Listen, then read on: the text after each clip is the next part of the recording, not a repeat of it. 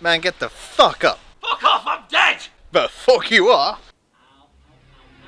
Ow, ow, ow, ow, ow, ow, ow, ow, ow, ow, ow, ow. Ow, my ear, you're a dick. It's the spooky month, now do spooky shit, you cunt. Fuck off! Ow!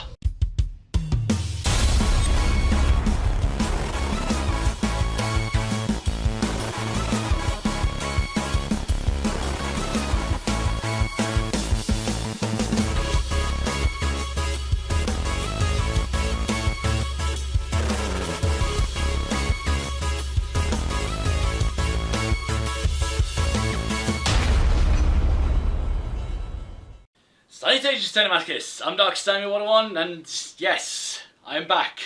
Welcome back to Darkest101 Reviews. I'm as painfully aware as you are. I've had a very lost and confused year. I have been almost as lost and confused as these dinosaurs must be. Like, these guys took the wrong turning from Isla Nublar. No wonder they're pissed. They were expecting a resort hotel and ended up in a power plant. We're talking about Dino Crisis today, in case you didn't guess. I don't know when it was that my obsession with Dino Crisis began, or what really sparked it. One day I just walked into a retro shop and I thought to myself, hey, you played the original Resident Evil, why not try Dino Crisis? And thus, here we are, Dino Crisis, being opening up with a special ops team being sent in to recover a rogue scientist back to their country of origin. No. We'd never discover which country Dr. Kirk, this rogue scientist, or the special ops team represent. Maybe they don't represent a country though. Maybe they just represent Mother Base and this is all about creating weapons to surpass Metal Gear.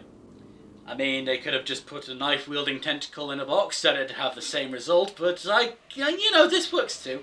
Also, I'm just convinced that the elevator pitch for this movie was just the day Capcom got really fucking high watching Jurassic Park and just went, bruh, just hear me out, What if, just stay with me, what if Resident Evil, but with dinosaurs, bruh? And that really does sum up Dino Crisis. A lot of the mechanics from Resident Evil do transfer over from the series, though we have to say that Dino Crisis does actually feel slightly more lenient than Resident Evil with its difficulty. But for those of you who've not seen my review of the very first Resident Evil plug, allow me to elaborate. The game is surveyed through a fixed camera perspective, which, while initially disorientating to those who are unfamiliar, is easily navigated by use of the D-pad. Yes, we're that far back that the analog stick is just a fantasy at this point. Just the up button to move forward, the down button to move backwards, and the left and right button to change direction. All of which is orientated around the player character Regina, so the confusing camera angle never gets too confusing. Which, honestly, I thought I would just be running into walls constantly, but nope, it's actually pretty navigable. The game also has some pretty good looking models for the PlayStation 1. I mean, they are all a little blocky, but again, the PlayStation 1. For the PlayStation 1, this looks pretty damn good, especially the T-Rex, good god. Maybe it's because the thing is so bloody massive that they didn't have to worry about minute details, but it's still the best looking dinosaur in the game. The game's sound, though, I have a few issues with. The background noise in the cutscenes almost completely drowns out the dialogue between the characters in said cutscenes. Like sometimes I completely missed where the hell I was supposed to go because of some whirring buzzing in the background. It was especially bad at the beginning of the game when I was at the docks because the sound of the waves drowned out literally everything. Which, as I mentioned earlier, means that sometimes I was missing out on essential pieces of information, like where the bloody fuck I was meant to go next. Mind you, that doesn't change the fact that I got lost for about an hour because I thought, well, if I go down into that vent duct, I'll be in front of the bunch of raptors. So I'll skip that one and go down the other vent duct and I'll explore around there. But nope! I ended up in an area I wasn't supposed to explore yet and use up all my shotgun ammo on one poxy raptor. Ah, this brings me to my favourite part of Dino Crisis. The armory!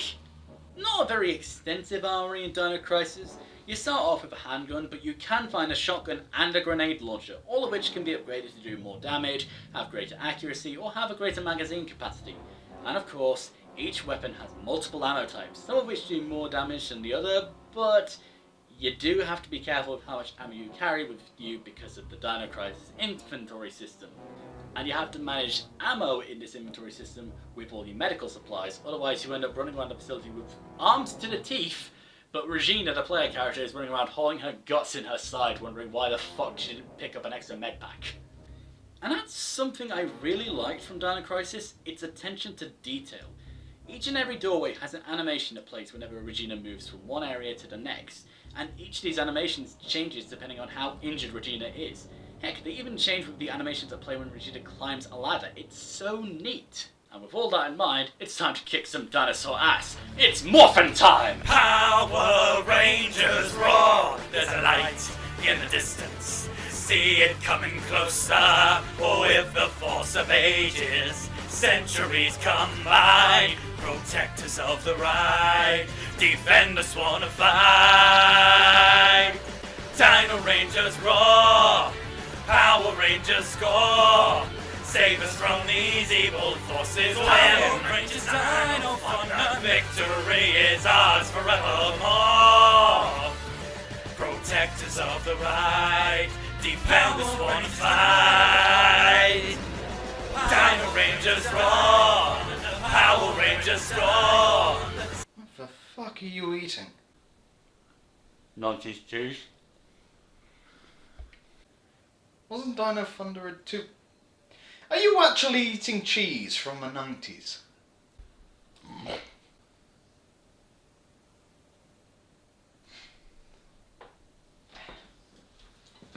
As we've already established, a special ops team is sent by an undisclosed government to extract a rogue scientist from a secure facility on some island in the middle of buttfuck nowhere. Oh wait, fuck, I know this one. Where we dropping, boys? I don't know. I don't play Fortnite, I don't know. Apparently, neither does Cooper play Fortnite. You know, the guy with the extraction radio, because Cooper lands miles away from anyone else. Why? Because Cooper's a fucking failure. Fuck you, Cooper, you had one fucking job, you piece of shit. Get eaten by that T-Rex. I mean, it's his own fucking stupid fault. Heard that thing coming from a mile off, just stood there and got eaten. Fuck you, Cooper. Obviously everyone else is like, fuck Cooper, Cooper's a fuckboy. And they headed to the facility and discover fucking everyone has been eaten. Like there are corpses everywhere. And yet somehow, the only person who finds the fucking dinosaurs is Regina.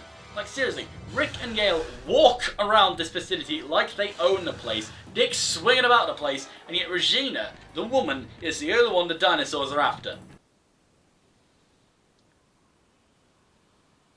There's a joke here. There's a very, very bad joke here. I'm not gonna say it. Just letting you know I could have. So upon exploring the facility for a little while, the special ops team get a radio contact from their man on the inside, Tom. A distress beacon, in fact. But at the same time, they believe that their target, Dr. Kirk, is in the sub-levels of the facility. And like an asshole, I prioritized the mission over Tom, so, you know, Tom ends up dead. Which, you know, I felt sad about. I'm like, fucking Cooper. Which, you know, Tom's death sucks because you have to walk over to where Tom is anyway in order to get at Kirk. So essentially, the game offered you the illusion of a choice, but instead, all it changes is the fact that one person winds up dead if you don't choose one option. It's like a Telltale game. The game offers you a choice between two characters. Who do you save? And you save one character, but it's like the universe writes itself in the next character. Ultimately, they both end up dead. The choice is just an illusion. And that is a reference that might not hold up as well as it probably should now that Telltale is gone.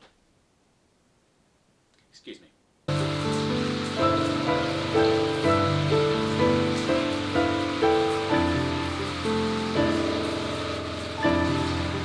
Eventually you do end up catching up with Dr. Kirk and calling in the extraction helicopter.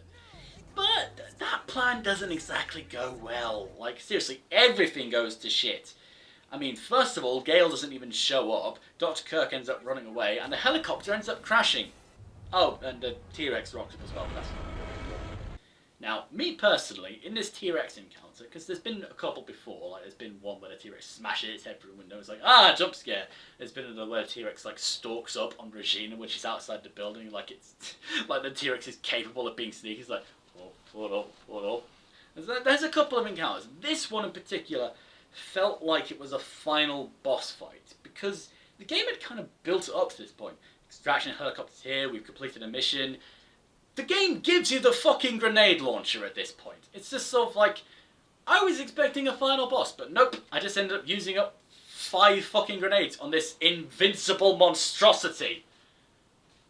Fuck you, game. Essentially, you end up playing Ring Around the fucking Roses with the fucking T-Rex until Rick fixes a nearby elevator and you end up below ground wondering, why the fuck are we still here? That was meant to be the climax, right?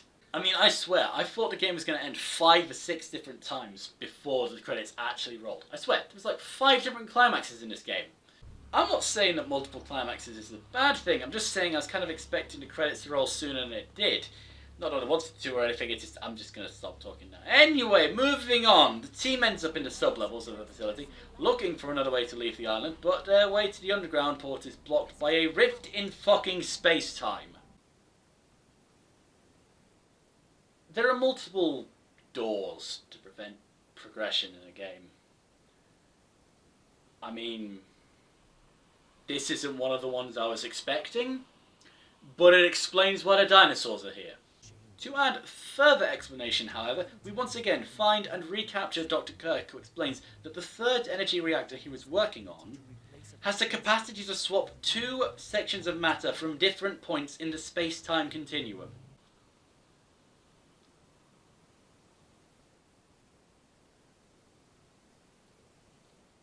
He was working on an energy reactor, and he created a time machine. You know, it is really rare to find instances of genius like that simultaneously fucking up in such a spectacular fashion, and yet also succeeding in an even more spectacular fashion. That's like if you asked your best mate to create a flower crown for you, and they come back with a fat man and 4 mini nukes. The only way to reverse the process and escape from the island is to overload the reactor and then bolt it off the island. Which Regina all too happily does before saying, sod the port, let's take the helicopter out of here, as the T-Rex chases after you, only to get a big badass drummed on his fucking head. I'm assuming that the T-Rex is a male, I'm not sure. It's not like Jurassic Park where everything's a female and you know for certain. Don't know. I just assume that T-Rex is gender fucked. And that's how you finish Dino Crisis, and that's how everyone survives, except for Cooper, because fuck you, Cooper! Honestly, Dino Crisis is a good game. A nice action horror game that's got all the hallmarks of Capcom's Resident Evil style, but without the extreme difficulty. I mean, sure, I wasted all 5 of my continues towards the beginning, but heck, I was left with so much ammo and medicine at the end of the game.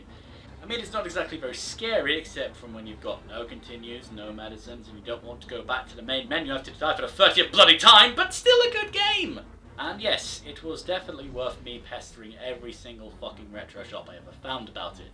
Like, seriously, one of them actually shut down with the amount I was pestering them. I'm a monster. And that is why Dino Crisis gets a dark rating of 79. You seem to have a small degree of superficial intelligence. It's too bad that it is wasted on one who is about to die. There, I reviewed a game for the spooky month. Are you fucking happy? Well, it wasn't really spooky, was it? After all, you did say it was more of an action game, didn't you? You fucking recommended it, you twat! What is a spooky game then, in your opinion? Well, I don't remember. I guess I must have amnesia. Oh, so you're going to tell me that a game you wanted me to review isn't valid anymore because you can't fucking remember... No. Fuck that noise. No. Hey guys, Darkest101 here. Thank you so much for watching this episode of Darkest101 Reviews. I am aware it's been a long time since I have uploaded one of these. If you are a long-term subscriber and you've stuck it out for this long, you deserve a fucking medal because I am not the most frequent uploader in the world. And if you're a new subscriber, hey, if you're a new viewer, thank you so much for watching this episode. If you didn't know, I actually have a Patreon which you can donate to make sure this sort of hiatus never happens again. And you can also get access to the blooper reels for this review, which there are quite a few because I was filming with my best buddy James. Thanks for all your help, James. And there's also, you can also listen to the full version of the Dino Thunder cover. I did not skimp out on the production value of that. I just, yeah, there's a full version if you want to listen to all of that. And you know, I don't know, I'm not really sure because first time using Patreon. And you know, thank you guys so much for watching. And please like, comment, and subscribe for more. Have a suggestion for a future review? Please drop in the comment section below. All right, thanks guys. I'll see you all next time.